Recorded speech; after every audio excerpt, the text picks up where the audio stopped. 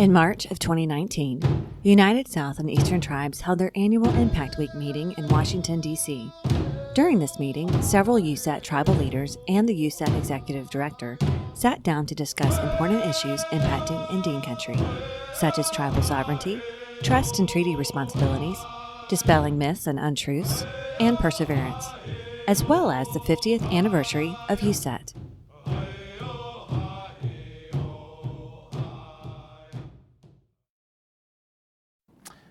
Tribal sovereignty is probably defined differently by tribes and how they interpret it. For us at Pequot in particular, sovereignty is defined by our perseverance and survival. When you think about being one of the first contact nations and the Pequot War from 1636 to 1638, and the Treaty of Hartford that was signed in 1638 that said that we no longer existed, weren't allowed to speak our language.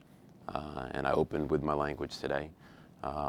It's really about survival and the opportunity that comes with it, and that incredible gratitude towards our ancestors for their perseverance. And that's really in the present and past tense. When you think about sovereignty in the future tense, it's really about being a goal, right? And there's truly no definition to it other than that it's what we aspire to be ultimately, is have true sovereignty and true self-governance and being able to run our nations as we see fit, whereby today we have to go through the federal government, we have to go negotiate with our states that we're in relations to. And it's not true self-governance yet, but it's ultimately a goal that we have when you look at sovereignty. We have to exercise that sovereignty. If you're not actually exercising it, it's an idea, it's a principle, it's words on paper. It is when we take action that sovereignty becomes real. Well, for me, tribal sovereignty means the tribes in our communities being able to actually self-determine and make decisions without the interference of anybody, any other governmental or individual political entity. We know how to govern ourselves. We've done it since time immemorial. We predate the United States, and so when we talk about the sovereignty that we have, it's given to us by the Creator, and no man or other has the right to infringe upon that, and that's the free exercise of free thought, free will, and free spirit. Tribal sovereignty to our tribe just means the ability to chart our own course moving forward and being able to make our own decisions for the best interest of our tribal members now and future generations. Tribal sovereignty really means that you exercise as much jurisdiction as you can over your tribal community. And each tribal community will exercise that sovereignty differently. But it may be in terms of public safety, it may be in terms of housing. It definitely is creating tribal courts that provide your tribal citizens and anyone who comes on your reservation the same rights that anyone would have off your reservation. We have to set ourselves up to make sure that our youth, our kids, our future are educated on why maintaining sovereignty is important, on why we have to keep sovereignty intact. Tribal sovereignty is full independence, as well as the tribes having to seek approval for anything when full independence means exactly what it states, and that's being able to make them decisions on your own without any interference. And so I would say that's what it should mean. To the Oneida Nation, tribal sovereignty is rooted deeply in our ancient culture and lifeways. Our first treaty with the first non-Indians were the Dutch. In the Dutch, we formed a treaty called the Two-Row Wampum. It's called the Geswenta in our language, and it symbolizes a river of life, and it with two rows in the wampum belt. The treaty mechanism is the wampum belt, and so it's a river of life with two vessels on this river that has no beginning, no end. And what we said to the Dutch is that here is your vessel, here are your laws, your customs, your lifeways, and everything travels in your vessel. We will be in our canoe with our language, our culture, our heritage, our lifeways, our view of the universe. And we will travel side by side in this river of life without attempting to interfere in one another's vessel. We also said you could not have a foot in each other's canoe, meaning you cannot straddle each other's vessel. You had to be in one or the other. If there was rough water, if something were to happen in one of the vessels, you would land in the water and be lost. So stay firmly rooted in your own canoe for us Indian people, and for the non-Indian, in their canoe, in their vessel. So it is from those principles that tribal sovereignty, of course, wasn't a word, but our laws, our lifeways, the way we view the universe, the natural law, is how we govern ourselves, how we conduct ourselves, and how we treaty with other peoples. Tribal sovereignty, to me, means that it's an understanding that we're a nation that exists within a nation. But I think the most important part about sovereignty is that you have to have a populace that understands individual sovereignty, that understands individual rights, and that the individual citizens understand that rights in and of themselves are simply a principle. It's an idea, it's an ideal, until you put it into practice. And when you put it into practice, you almost without fail, there will be opposition, right? But that's when you begin to really exercise these ideas, these ideals and principles. When you have a populace that understands that, then you're going to have a collective, in this case a tribe, that understands that and can move forward as this nation within a nation.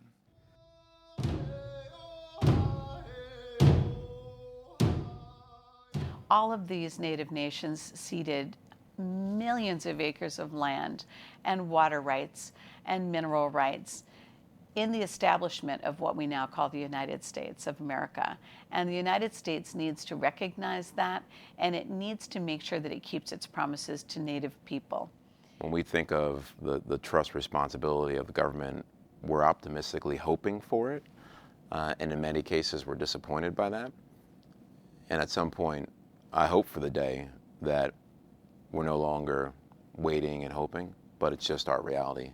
Looking at that trust responsibility and training Congress as they come in, and ongoing training for Congress as to what that fiduciary and trust responsibility is critical for them to understand what their actions, how their actions affect Indian country, how they can work in a more positive way to affect positive change and benefits for Indian country. But until they really understand what that responsibility is, and it is across the board, not just at the Department of the Interior, Bureau of Indian Affairs, and the Indian Health Services, but every part of this federal government has a responsibility to work with tribes, because we paid that debt forward. We are the stewards of the lands upon which this country has been built, and as we like to say, as long as people stay there, they have to pay their rent. And that rent is the fiduciary trust responsibility that the federal government has to the tribes, and that doesn't cease. No matter if we find ourselves economically more successful, there's still that obligation, because the ancestors paid for that in their blood and natural resources and lands. And that's a debt that can never be repaid. So it'll always be there, but we can work better as partners in a government-to-government relationship. When we look at Indian country today and how what are the challenges, it's getting people to understand that, it's an obligation. It is a trust. And by not fulfilling that trust, you are in violation of that. Do I think the nations can move past the current trust model? I think first the United States government would have to recognize their shortcomings in lack of trust responsibility in the areas that they have failed in. And once that occurs, then and we're looked at and viewed as complete sovereign nations, in a nation-to-nation relationship, then we could.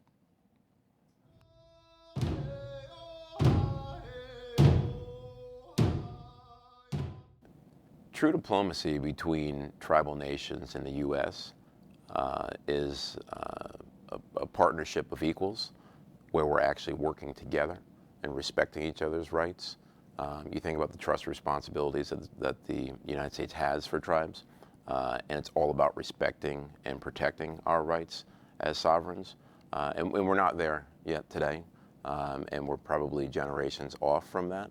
But when you think about what the ultimate relationship should be, it should be that we're able to walk hand in hand and recognize the importance of the United States, but also the importance of the individual nations and what's important to us as individual nations. Diplomacy between the Pamunkey tribe and the United States government is just us stepping forward and stepping out and showing that we are a sovereign nation. We have our concerns.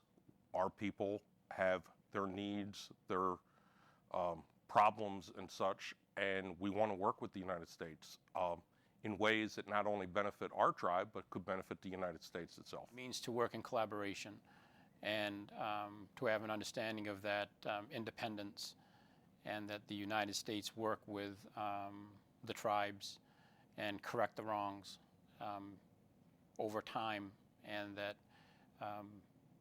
they view us as a complete sovereign nation. Well, true diplomacy is a level playing field.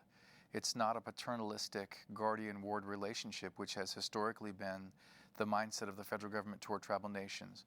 And I think that mindset has creeped into state governments as well, where state governments and the federal government always has this default mechanism where they look at tribal nations as a ward of the state or a ward of the federal government. So true diplomacy has to be from a place where it's a recognition that we're equals. You are not the guardian and we are not the ward. We are equals.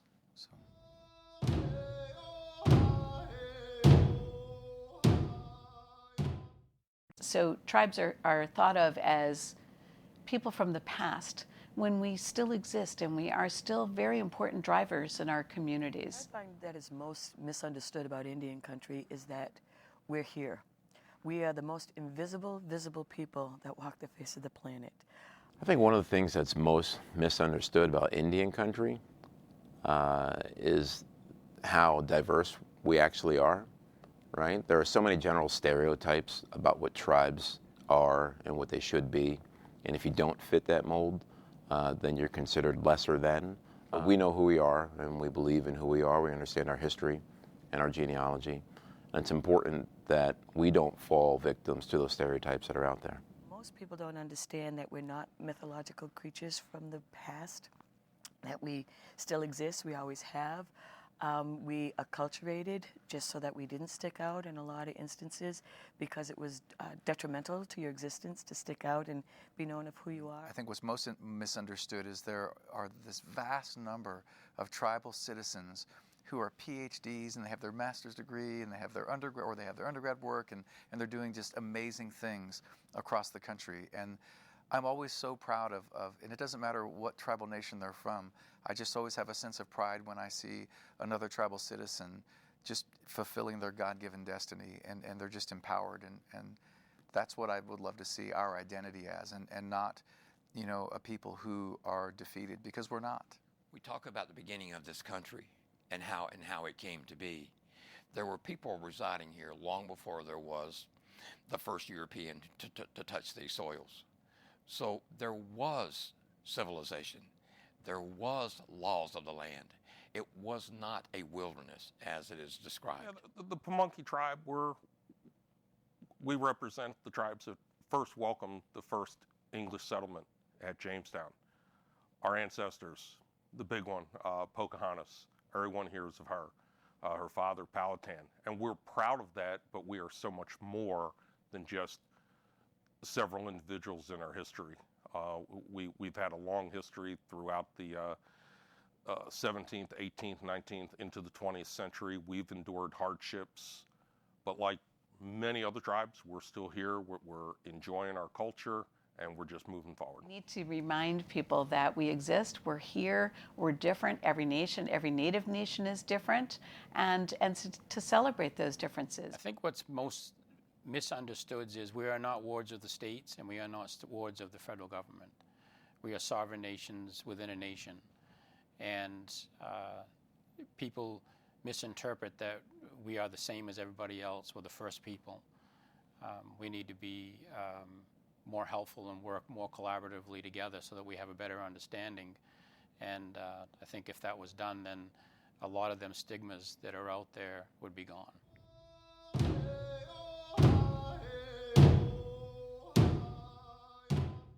So the steps I believe that tribal nations could take to decolonize their institutions is, first of all, we have to recognize that that mindset exists. What we're really dealing with is that. It's a mindset. It has been that, unfortunately, has been passed down from generation to generation.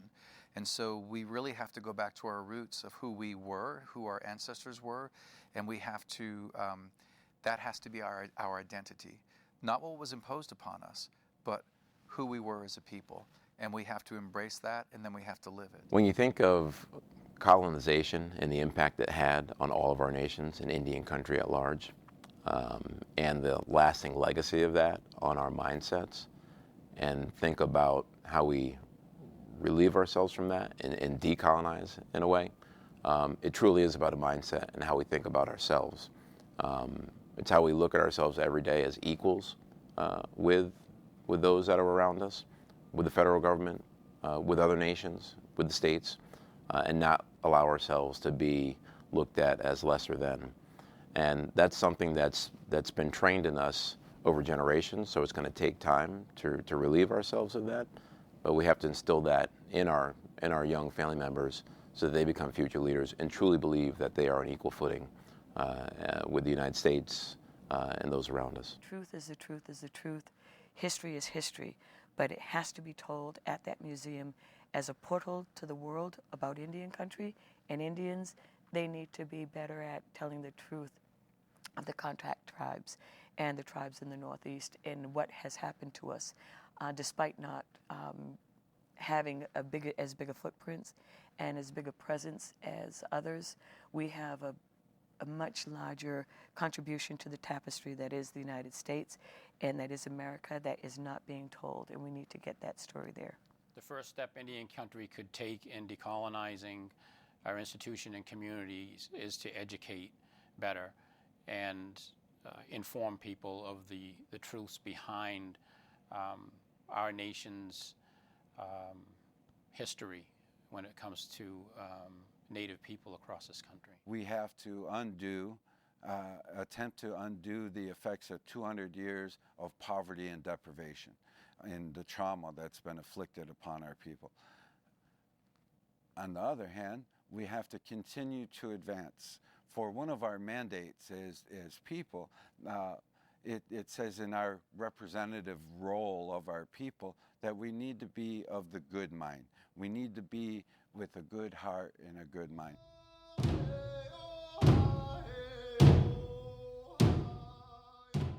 That's an amazing thing to say that we are still here. And today we are still very strong, and our tribes will be here, till the end of time, I believe. I believe we are strong. We are a very strong people. We have been taught to be very strong within our ancestors, within our grandmothers and grandfathers through these stories. And so I believe we'll continue to persevere. Perseverance is something that Pequot in particular prides ourselves on.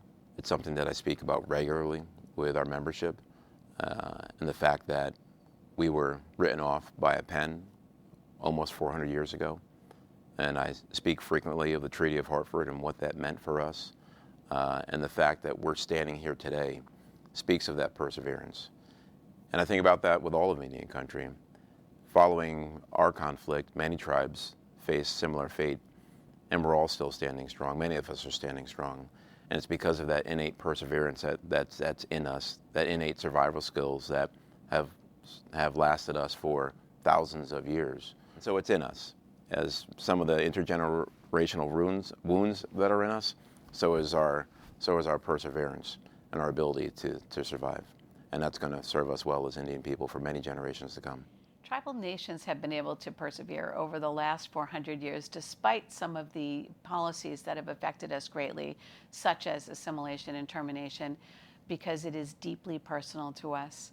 You know, we are a people that do have resilience.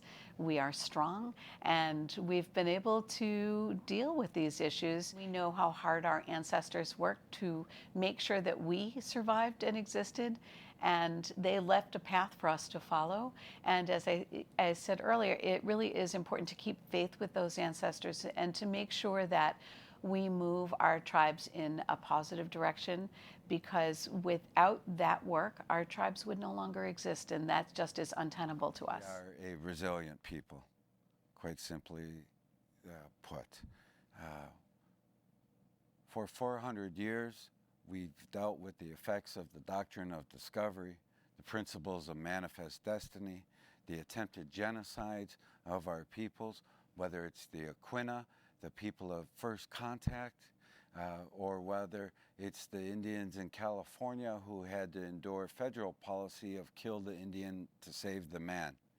Our Indian people have remained resilient. We've remained attached to our homelands. We've remained attached to our language, our culture, and our lifeways. And we are still here and not going anywhere. We have a sacred duty, a sacred responsibility to our future 7 generations. You know, despite all of the federal government's attempt to exterminate tribal nations, I think one common thread that is woven through all of the fabric of tribal nations is tenacity and perseverance. You know, I tell people often, I say, you know, the tribal nations were here for thousands of years before European contact. We had complex social systems, complex religious systems, complex trade systems, all of this pre-European contact. The mindset that came in with European contact was, again, that guardian ward mentality, you know, we're advanced and you're primitive, and I think the reason that we've been successful is because we have thousands of years of standing on our own prior to European contact. And you know, our tribe in particular, the Eastern Band of Cherokee Indians, was the group that resisted removal and stayed and hid out in the mountains, and we exist today because of that tenacity and perseverance that our ancestors had.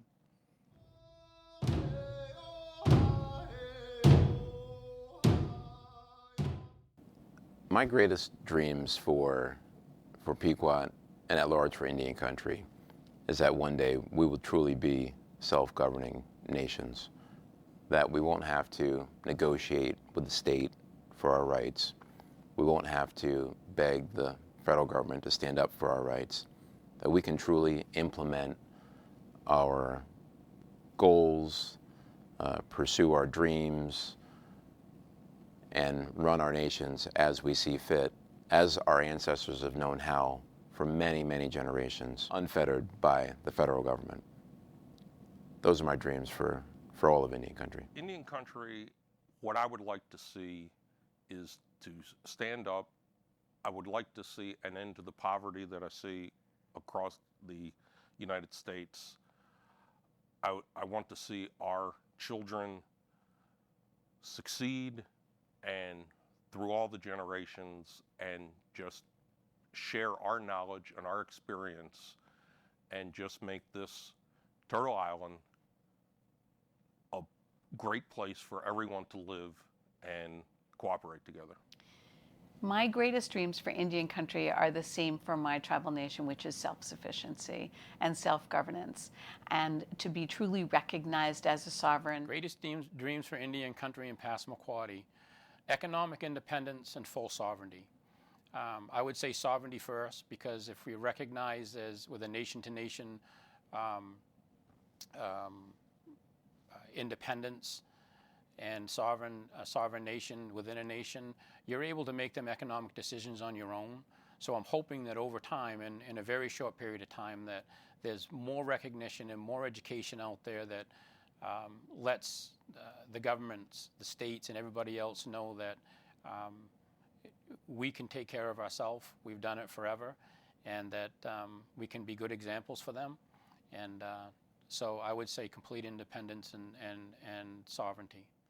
I would vision a day for Indian country where we could really stand in solidarity as the first Americans, the first peoples of this land, that we could stand for stewardship of Mother Earth, our duty and responsibility in our lifeways as Indian people for our lands. I would like for a day greater than no other where Indian country is not threatened. My greatest dreams for Indian country as a whole is that all tribes will have the ability to be self-sufficient. I certainly do not dismiss the trust responsibility of the federal government, but I think as tribal leaders we have to be very careful to balance that. It's kind of a slippery slope, because if you have the ability to do for yourself, then I think you should do for yourself. There's a sense of dignity and respect that comes along with that. And so if we see the trust responsibility of the federal government as more of a hand up and not a handout, and we are constantly looking for ways to empower our people, my dream would be that all tribes would have the ability to stand on their own.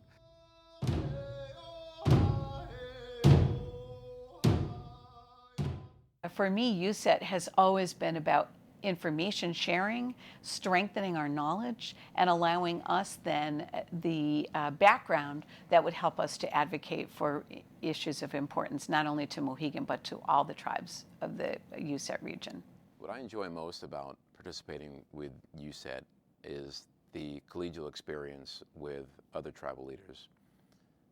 Our communities are identical in so many ways. We're facing the same challenges as leaders, dealing with our elders, finding opportunity for our tribal youth, expanding on our ability to self-govern, and to be able to share that with other tribal leaders and understand what they're doing, what we're doing, to give advice, to get advice.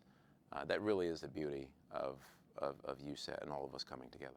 We see the organization as a vehicle to advocate for the rights of all the tribal nations that are involved. When I came into my first USET in 2011, it was in November of 2011. I had just become an elected leader in July of 2011. I walked in, and it was an experience I relive every time I come to USET. I've yet to, the magic of it has yet to wear off, and I hope it never does. And I hope for every tribal leader it hasn't. But to walk into that room for the first time, see the collective minds, hear the collective voices, and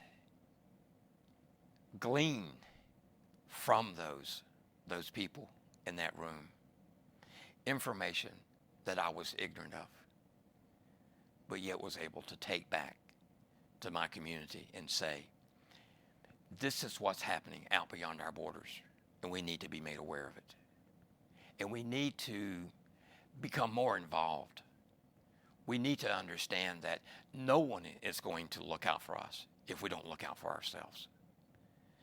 And so often, one voice cannot be heard, but collectively, and I think at that time, it was 26 when I came in, 26 can. When legislators look for the position of Indian country, they look to the leadership of USET because they know we're committed, we're strong, and we have a true understanding of the issues that are facing Indian country, and they can believe in the credibility of USET that we've built over the last 50 years. And I think that's critically important when you think about what USET is capable of doing, what it's done over the last 50 years, and what it's capable of doing into the future, and continuing to grow in its leadership role in all of Indian country. Because it is known that while we're a regional organization, we have a national influence on policy. And that, I think, is invaluable to us. So I've been able to advance several positions that continue to be discussed. So whether it's in the healthcare arena, it's at the Department of Justice, it's on tribal tax advisory issues, we've been able to have a voice and a strong voice at the table. And that you just can't put a price on. It's invaluable. Our involvement with USET through the Passamaquoddy tribe at Indian Township, USET's been very instrumental with helping us with identifying areas and weaknesses in some of our health disparities in different areas. They have helped with some opioid things as well.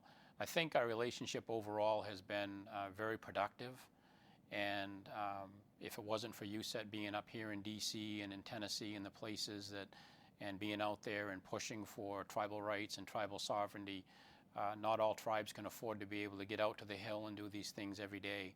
And USET does that, and they do it for all the tribes and all the nations across, the eastern seaboard. But moreover, help us in ways that we probably couldn't do ourselves if we didn't have the relationship with USET. So we're very grateful. So having an organization like USET, who has its ear to the ground, and they keep us abreast of everything that is occurring, and in the day and age we live in, those things happen quickly now. And so having that involvement allows us to be proactive instead of reactive, and it gives us a unified voice, and there's power in that.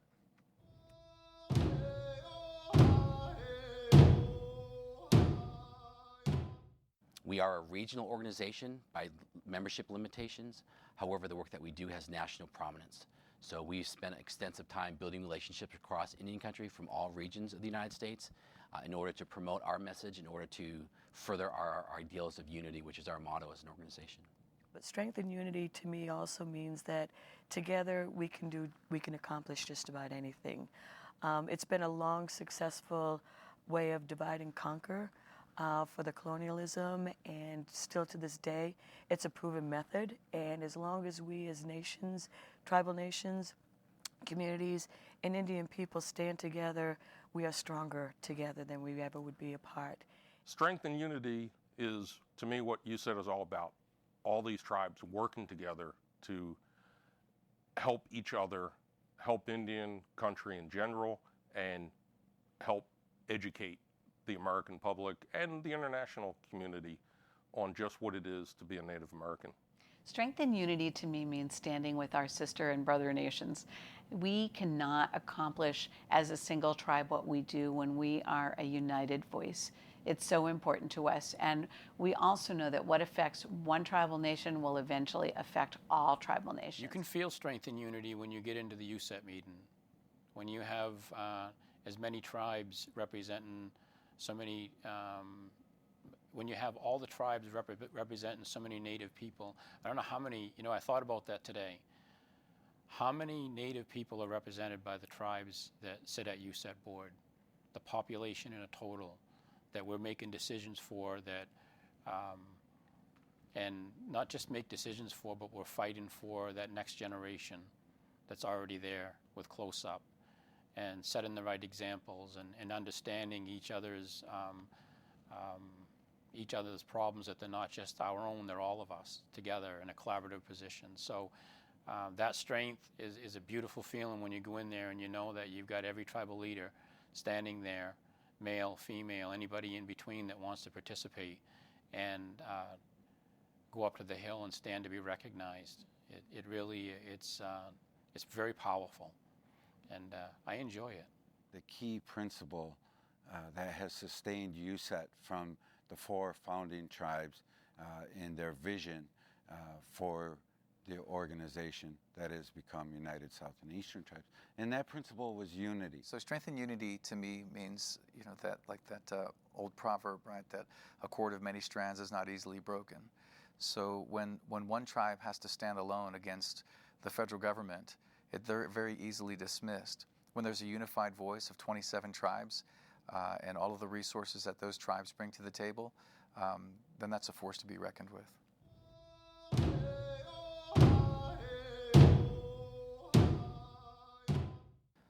My vision for this organization for the next 50 years, my vision for Indian country for the next 50 years, is we have decided as an organization that it is our responsibility to drive the narrative. It is our responsibility to engage in honest conversations from a position of Native truth, from a position of Indigenous truth. And we expect that of others as well. Too much is at stake within our communities, too much is at stake within our families to do anything less than that. And quite honestly, that is the intent of the vision of our founders. So over the next 50 years for this organization, I see it continuing to grow and to evolve and to become more mature. Definitely more staff, bigger budgets, but more importantly than that, expanding and extending our influence across Indian country. that is tremendously important to the work that we do, because it allows us to have that prominence. It allows us to shape policy in a way that we believe is important for Indian country. USET is turning 50 this year, and it truly is an incredible organization. And at Mashantucket, Pequot, we're incredibly proud to be a part of it. We've been a part of USET for several decades now. You know, the privilege and honor to sit at the table with our sister tribes, tribal leaders, with shared concerns, shared priorities, shared efforts in order to move all of ourselves forward and expand on our sovereignty. For 50 years, it's such a huge accomplishment for USET, and I thank the staff and everyone that started USET, you know, tremendously. I thank them tremendously. It has helped our tribe so much. This is an organization we can lean on at the same time, join forces with, and fight the challenges with, and it's so great to be here. Right now, working with the USET, we're so glad, 50 years, that's a lot of experience that we're gaining the advantage of. All these tribes that have gone on before us that are working and have built these great programs, and I'm just happy we're able to take advantage of it, and that all the member tribes of USET are so generous in sharing with us their experiences and their knowledge. Hope is that in another 50 years, when we're all gone, all of us that are sitting here today and we've moved on to the spirit world, that we've taught enough within our school systems, we've taught enough of our teachings to our youth that have been passed down to us, so that we don't change. We don't change who we are. Yes, we're going to change socially and economically, but you hang on to your culture and your teachings and your values, and them are still the same values then that they are today. It's been a remarkable 50 years for the United South and Eastern Tribes to leverage that unity and become a national, while we're a regional organization, we are truly a national leadership organization on the forefront of every issue that is affecting Indian country. And I'm quite proud to have touched just a small part of being able to advance that model of strength and unity. I myself feel like USET is a very, very, very vital part of addressing the issues within Indian country today. And the fact that they've been here for 50 years, they're doing something right. And if Catawba's going to be here for 6,000, let's do 6 times 50. So 300,000 years for USET, I think would be great. Thank you for watching. For more information about how you can support USET and USET SPF, please go to usetinc.org and follow us on Facebook, Instagram, and Twitter. Individuals that donate to USET and USET SPF ensure that we are able to continue sharing stories that inform and inspire audiences. Donations of any size help advance this essential advocacy work for Indian country.